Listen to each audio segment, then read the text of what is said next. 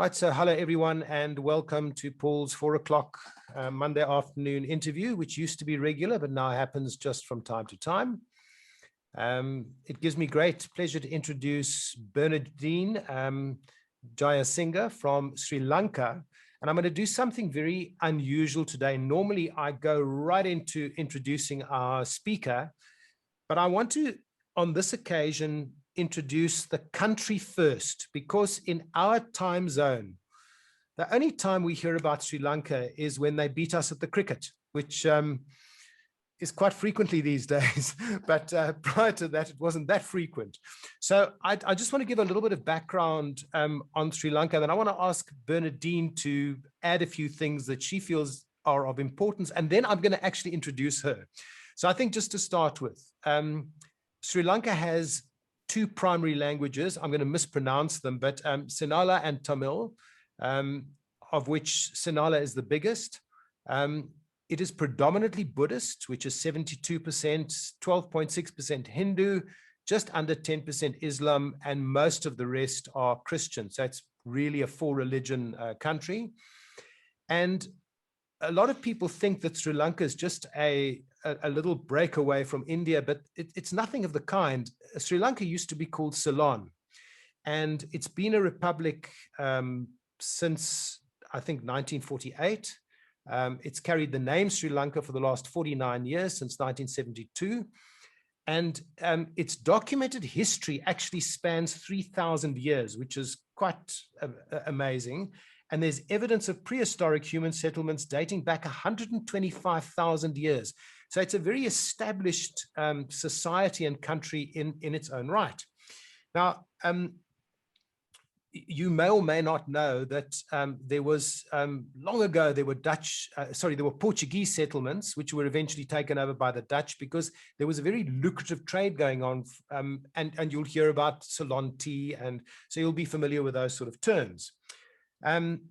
Eventually, the English came and colonized Sri Lanka, which is probably why they're so darn good at cricket, because obviously cricket comes from England initially, and the Indians, the Sri Lankans, and the Pakistanis all play incredibly good cricket. We've just had our backsides whipped in South Africa by the Pakistanis as well, so you'll know all about that. But Sri Lanka has been marred in more recent times by a civil war. I understand that was a 26-year civil war, which ended in 2009. And there's been relative peace ever since then. So I wonder, Bernadine, if you can just expand a little bit on that and just give us a couple of things of interest that I might have missed out there. Thank you very much, Paul. I'm so happy that you spoke about my country. Thank you so much for that. And it's always amazing to hear you know a lot about our country. Thank you. Did a bit of reading. Fantastic. Wonderful. So Sri Lanka, I would say amazing people with beautiful smiles. And they are well known for hospitality, like they would help anyone and they would love to network, and very supportive citizens, I would say, humans, if I put it in a nice word. And I think there's a lot. I mean, intelligent, wise, very talented, creative, and they are doing great in all aspects in industries as well. Yeah. So interestingly, one of the things that I discovered as well is that Sri Lanka has got the highest per capita income in Asia, which is quite remarkable. And what a lot of people don't realize is that it is fairly populous. It's not a very, very big country, but you've got over 22 million people there. So it's pretty populous. Thank you. But now something quite interesting is that although there are two main languages there, English is known as the bridging language. And when we had our chat a little bit earlier, you explained to me that a lot of the business people communicate in English and like to watch the English television and radio stations in Sri Lanka. So I'm going to now do your introduction, where I tell people a little bit about you and ask you a question then to really kick things off. So Bernadine Jayasinghe is an MBA from the UK. She's an MSc Marketing, CEO of the Institute of Essential Studies. She's a presidential award-winning English TV personality and news anchor. She's an international speaker. She's a corporate trainer, entrepreneur, and lecturer. She was one of the youngest distinguished Toastmasters in the world and youngest president, area governor, and divisional director in D82 Toastmasters International. And it goes without saying, she's also an immensely proud Sri Lankan. Now, what I'm so curious about is in the world in general, in the Western world, we have traditionally patriarchal societies. But in third world countries like my own, like South Africa, like most of Asia, Africa, and South America, the patriarchal societies have been even more skewed against women. And how did you manage to have the guts and the impetus to get going in a male-dominated world, in a male-dominated media, literally fresh from school, and make a name for yourself before the age of 30? I think that's a brilliant question. I think you have put me like spot on there. The first question itself, oh wow. Thank you, Paul, for that. So, hi everyone. It's lovely to see all of you from around the world. And to answer that, I would say whether it's a man, whether it's a woman, whoever I met in my life, I've like always look into them as a human. And I think it's a brilliant thing. I'm always thankful for that because I never question whether is he a man or is he a woman, is she a woman. So I think sometimes when we doubt ourselves, we tend to be a bit scared to keep a step forward.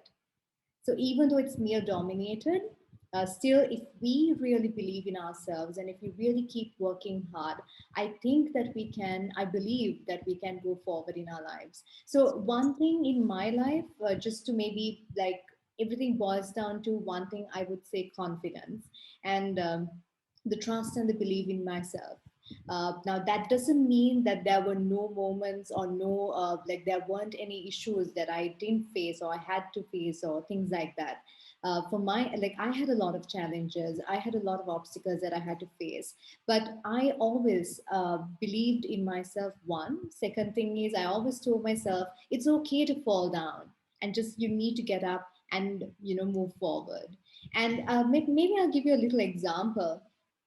When you have two kids, you see two little kids walking on a road, and suddenly the little one falls down, and then the little one injures his leg, and then he starts bleeding.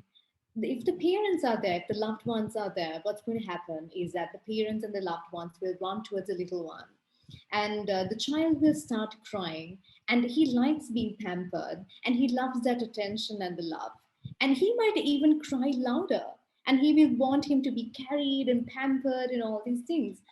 If you have another child who falls down and starts bleeding, and if there's no one around you to come and run and come to see, the child will naturally get up, wipe himself, and walk, keep going. And I think that was kind of my life as well. I had fallen many times. I've looked around whether there's someone to help me. But if there's no one to help you at a particular moment, you have to get up. You have to wipe yourself. You have to wipe your own tears. You have to wipe your own blood and walk. And you need to be the inspiration that many will look at you, and you need to be the inspiration that you want to see in someone else. So, how I got my confidence, I think definitely my mom, because she have always been an inspiration to me. She always told me that if you want to achieve something, just do it. Don't compare yourself to anyone. I think those words really helped me, and I think I've been used to it from smaller days. I've been trying, falling down and getting up, and I think that have become a habit in myself. Okay, so that's pretty interesting. You say you got the confidence itself from your mom, but it in a sense must have been a little bit more than that. There must have been something which drove you to decide, all right, I'm not going to just do what traditionally happens in my surroundings, getting married early, starting a family early, and what have you. You've actually put your career first. And what was it that decided you to go into such a challenging industry, make a success of it, and put other things on hold for now? Where did that determination come from? I think self-discovery. I think we need to, a lot of people talk about discovering their passion, discovering the world. But I always say, first of all, even to discover the passion, even to discover the world, first of all, we need to discover ourselves. Because when we really dive into ourselves, we really understand who we are, why we want this particular thing, who do we want to be, why do we want to be that person, and then we realize what we need to prioritize. And I think through self discovery we can go a long way. And through that, I would say passion drove me to the industry. I think I'm so passionate about what I do, and definitely passion keeps me, moving forward and flying high. Okay, so you talk about discovering yourself, but now, if you don't mind, I'd like to dig a little bit deeper into that, because what are the elements of self-discovery that you think are important? I mean, you can speak about what happened to you, but which parts of self-discovery are going to reveal to you your capabilities and give you the confidence to move fearlessly forward and do what it is that you feel that you were born to do? I would say because see, from school days, I've been thinking, who do I really want to be? Who do I really want to be? I didn't know the meaning of an entrepreneur at that time. The only word I knew was success. So whenever I talk to someone, I always say that I want to be successful. I want to be successful. And when someone asks me, like, what do you mean by success? I just stare at them and think, like, okay. And when I look around, most of the time, what I saw, like a lot of people as success, was an entrepreneur. So at that time I thought to myself, okay, maybe I should be an entrepreneur, so have my own academy, or have my own company, have my own car. And through that, I would say, I kept working hard for that. And I think at the age of 18, that's how I started my own company. And even when I wanted to start my own company, I was asking myself, what should it be? And the only places I see is institutes and academies, because in those days I used to go for classes. So I thought, okay, maybe I should start one. And that's when I started with 6 chairs and one whiteboard. So how I came to that is, I was quite confused, because I used to do a lot of a different line of studies. I did SEMA, that was into accountancy, then CIM, that is into marketing. Then I was thinking whether I should do law, whether I should do banking. So I was quite a confused kid, I would say. And I was trying to understand and analyze what I want. So later, whenever I see a particular job, I always think, okay, I think that's for me. And whenever I see someone doing something, I always say, oh, okay, maybe that's for me. So I get quite confused with different jobs. But later, there was a time which suddenly hit me. Uh, I need to do what I really love and what I'm passionate about, because I was actually doing a corporate job as well. Because right after my A levels, I started the academy. But after I started the academy, I understood that just starting academy will not make you perfect or successful, because you need experience, you need corporate experience, you need contacts and networks, you need financially, you need to be stable. So after I realized that, by the age of, I think, 18 and 19, I started working in a corporate sector as well. There I told myself, how I entered that corporate sector, I told myself I wanted to be financially stable and I wanted experience. And I thought, okay, from 6 months, I'll have the money I want. And from 6 months, I'll have all the experience and I'll have contacts. That's how I went to the company. But I was humble, I was very supportive and everything. But then I realized it's not easy. There's so much to learn. And then I told myself, the day I feel that I'm stable, and the day that I can earn through my academy or the training or the lecturing I do, like say 3 times the salary or 4 times the salary that I earned at that particular company, and I'm sure of myself that I can live for another, say, 5 to 10 years, see, like continuously, like if I'm sure that I will be able to earn, that's the day that I'm going to that's the day that I'm going to resign from that corporate sector. And the funny thing or the beautiful thing is that it took 4.5 years for me to come to that place. So I was working in that corporate sector. So, And sorry, carry on. yes. So I mean, but then I didn't want to let go my dream. So while working there, I had my academy running, and I've been falling down many times, losing a lot of money, getting confused. But within those 4.5 years, I finished my master's, my MBA, my other qualifications, and I gained a lot of experience. I had a lot of sleepless nights because from morning to 5 o'clock I work, then I go to my academy at around 6 o'clock, then I do classes till late night, and then after that I work on the other presentations, and I sleep very less, and I sometimes study like late night, and then wake up early in the morning because I need to report to work again. So that was my start actually. So just let me understand this. So you were working a full-time corporate job, you were studying, you were running your academy, Yes. and you had a bit of a life as well. Yes, I enjoyed my life because a lot of people complain that. So a lot of people, when they meet me, they always tell me, Bernadine, just have a life, enjoy. But then the truth is, I do enjoy because I tell, even if you're traveling, right? Even if you're walking, even if when you're eating, you enjoy your life. It's your choice. Everything is in your hands. So, See. so let me just ask you quickly. If you, sorry, I think I interrupted you there, but Oh, let me just please. ask this. Was there a time when people just looked at you and said, well, how can we take you seriously? You're too young.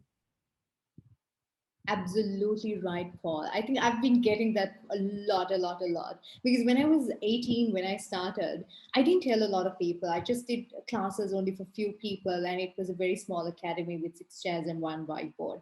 But when I started doing training by the age of 19, I would say, I remember carrying a big laptop. I had a very heavy laptop. I think the laptop was heavier than me at that time.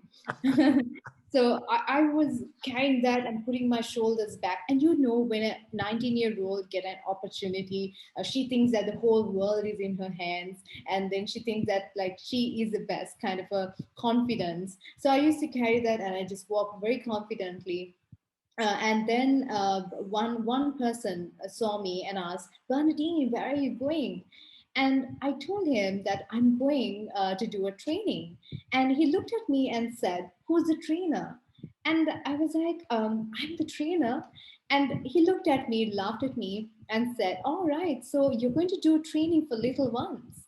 And I looked into his eyes and I said, actually, I'm going to do adults. I'm going to do a training for a set of adults who are professionals because I got an opportunity at that time. A particular trainer gave me to do a small slot.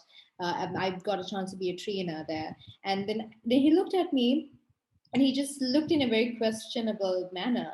And then he was like, okay. And he was like, are you serious? And I was like, yes. And he looked at me and said, Bernadine, if you are going to do a training for adults, professionals, you better go there and tell that you look like a 19-year-old girl, but you are around 30 or in your 30s. I was like, why do I have to go say that I'm in my 30s when I'm 19? So I was wondering why he told me that. But why he told that is because the audience will never believe or trust the words of a 19-year-old when she comes to come and train. So that was his message. So I'm actually a person, I think, I've faced a lot of challenges and obstacles when I was young, and I think I've gone through the tough road, and I've come up in the very hard way. And I think thanks to all those, I believe that when charcoal transforms into a diamond because of the pressure and the heat inside the volcano. So So true. seriously, So very true. It reminds me a little bit of the story of when I started in the insurance industry, and I'd just come off course. I was in my first week, and I was pretty scared about going out and talking to all these businessmen and corporates about life insurance and what have you. And I was standing at the latrine, and one of the, as we men do, we stand there, you see, and then we have conversations. It's something that women won't understand, but men sort of stand there.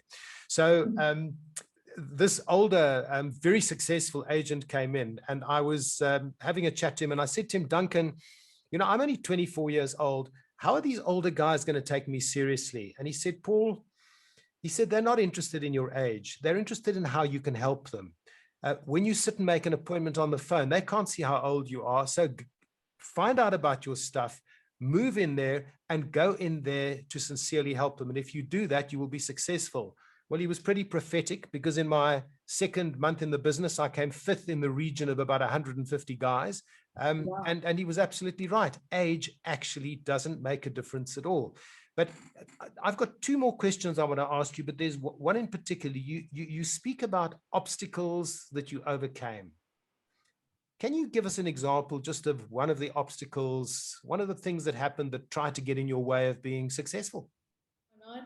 But you put me on a very spot on place. So I actually, my father passed away when I was small, and that was a sudden shock for all of us. I was just in grade three, and that was, I think, a complete twist in my story. I would say like a complete sudden shock, sudden change of my whole life style. And I think that really was a turning point in my life. Even though I it was very tough for all of us. I think my mother. That's why I said my mother is my inspiration, because I've Sure. seen how she handled certain things, and how she managed everything, and how she didn't let me fall down. And I remember, after that situation, I was in grade three at that time. So when I was moving to grade four, my mother actually asked me. She just called me and she told me, you know what? I don't think that. You'll be able to do all the sports that you were doing, and I don't think that you can do all the extracurricular activities you were doing, because there's no one at home to go and pick you after school. So you have to go in the van to school and come back home, like in the same school van, because she was worried about safety, and she always worried about safety. Mm, And that was one. And secondly, she said that I don't think that we can afford everything that we've been doing, and the whole lifestyle she wanted me to change, and she just wanted me to do your studies, just because she became very quiet after that. mm, But then I was also a child, right? I didn't understand much, but I think that I have that, I don't know, there's this inner person in me that I just don't want to give up. So I always wanted to practice. So what I used to do is all these sports. When I go to school, I quickly go in the morning and I quickly practice in the morning. So I don't stay after school, but I do everything in the morning or whenever I get a break and things like that. And I think I've been able to achieve. So one thing I wanted to prove was, even though my mother said that she wanted me to stop it, I wanted to prove that even if your father like passes away, or even though you lose everything in your life, you still have a life, and still you can achieve like others, and still you can prove that you can be the best if you want to. So that's when I worked hard, and I was able to become the netball captain, table tennis vice captain, then I was the games captain and senior prefect in my school. And I did my studies, as well as I did basketball, I did table tennis to badminton to almost all sports, because I think I wanted to prove the fact that mm. if you want, you can do it. And So in a sense, having to your mother and yourself to rely on one another, it in a sense created quite a strong sense of independence, because there wasn't that additional support that one would have hoped for. But now, what I find quite interesting is that you've managed to get quite a lot of media exposure. You've been a news anchor, you've judged competitions, you've been an MC, you've done all these things. You've been a quiz host and so on and so forth. But it seems that the direction that you've stayed constant with is that of education and communication. And that seems to be your passion. So tell us a little bit about that, and why you have such a passion for communication and for education in general. I love speaking. So that's one thing I think I love doing, all communication related jobs. But to be very honest, why I am in this industry and why am I pursuing education or training or corporate training, lecturing, is because I love seeing people grow. because from smaller days I wanted to grow, I wanted to succeed, and I wanted to do better in life. So similarly, I really love seeing people working hard, and they when they achieve something, that really gives me a happiness and a satisfaction than me just achieving something. Mm. So that's one thing. So I enjoy it. I get the self contentment. I just enjoy doing that. And media, why am I in media, is because I love presenting. And also when I present, it's all related to entrepreneurship or education. So most of the programs I've done is in terms of that, like that line. The reason is, again, I have a lot of students who trust and believe me. And I think when I do those programs, again, through that, a lot of knowledge and content and experience is being shared by the speakers or the guests who attend those programs. So again, we're sharing knowledge and experience to the audience. News reading is something, I think it's I don't know, it's kind of fate and destiny that I walked in there. And I think that also I enjoy, because you learn about the country. I love the pressure. I've learned a lot from that industry, because it's not an easy industry to work in. So you meet a lot of people, you learn to work really fast, and you learn to handle pressure. And that's a brilliant industry to work in. So I think at the end of the day, I would say I love speaking, I love seeing Mm. people grow, and I love connecting with people as well. Well, certainly from our point of view, Trudy and I have run anything from 2-day courses up to 20-day processes. And that wonderful feeling when you see the lights come on in a delegate's eyes and they get it and they say, so that's how it works and that's how it's done. And they try it out and they realize that, actually this stuff works, and it works a lot better than what I've been doing previously. There are very few things that are more rewarding than mentoring people, teaching them, and seeing them actually then go ahead. And things happening, like them getting promoted a few months after the training, just doing a lot better at their jobs, and so on. So there can be few things more rewarding than changing people's lives and just seeing those lights go on.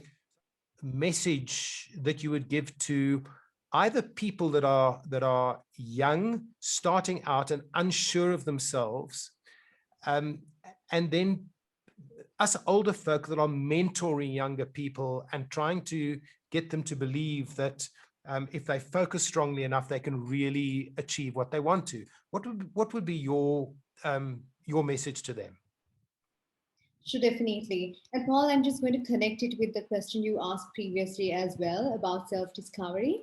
Mm. So I'll just quickly, because you asked me about the elements, I'll just maybe, cover that very fast. Absolutely. The self-discovery, Don't because do it's it a fast. fundamental. Do it in your own time. Sure, because self-discovery is a fundamental component of personal growth. So to achieve, to become successful, to be happy in life, to conquer the world, first of all, we need to discover ourselves. And definitely for personal growth, self-discovery plays a vital role. And we need to ask ourselves, who are we? So I want to ask you to ask yourself, who do you really want to be?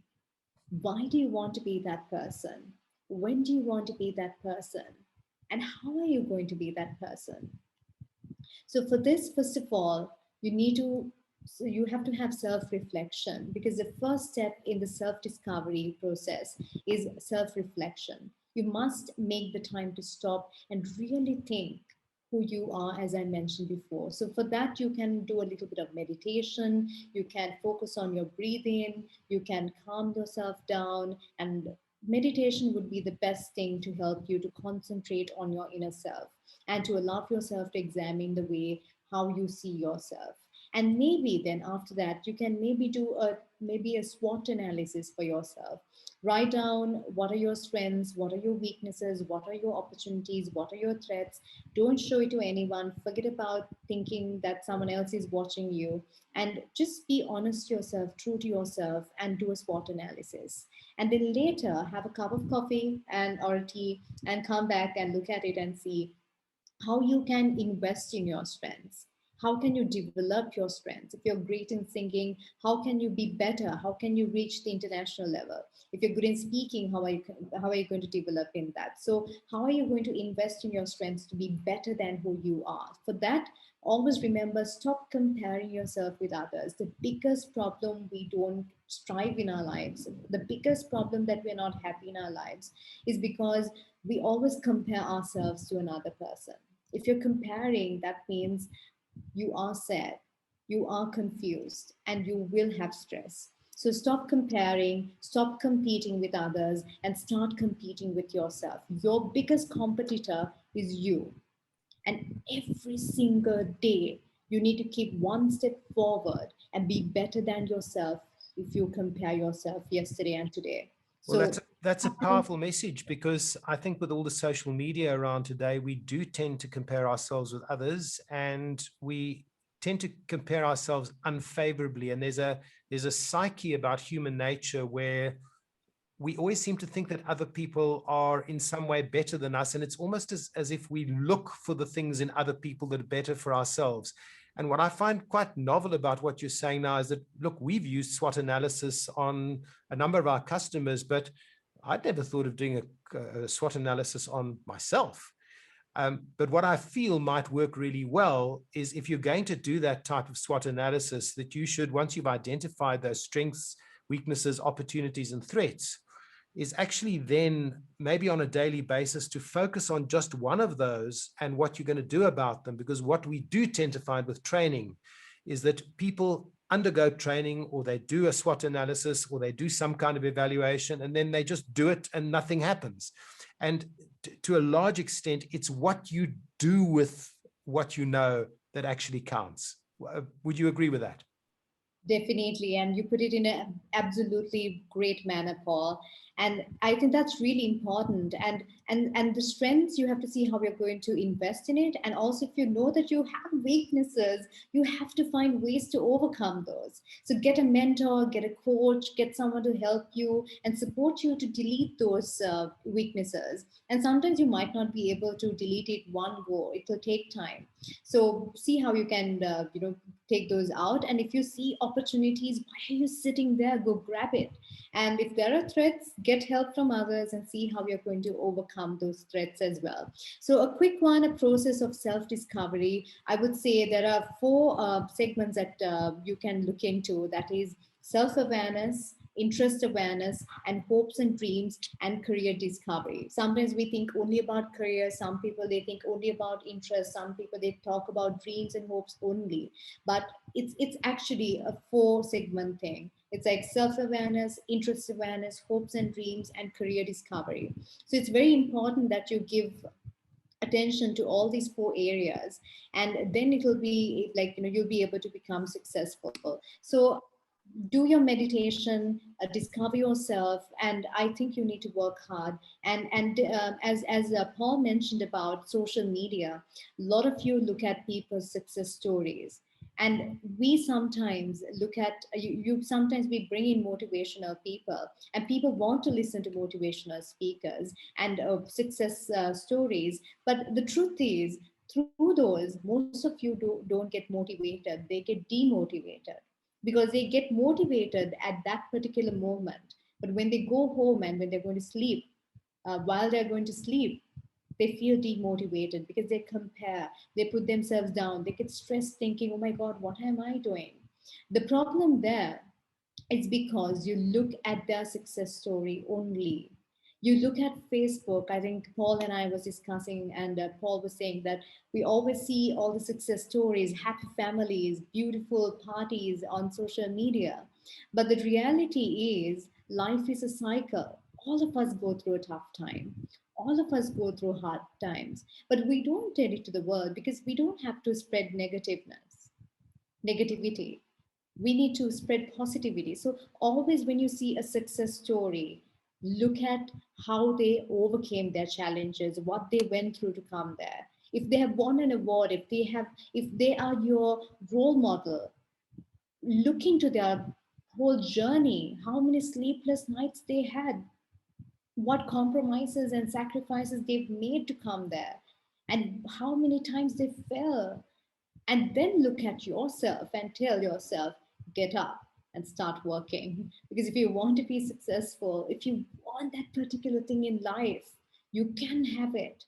But what needs to be done is dedication, commitment, discipline, being honest to yourself, being genuine, working hard, and giving your best to that particular thing you're doing.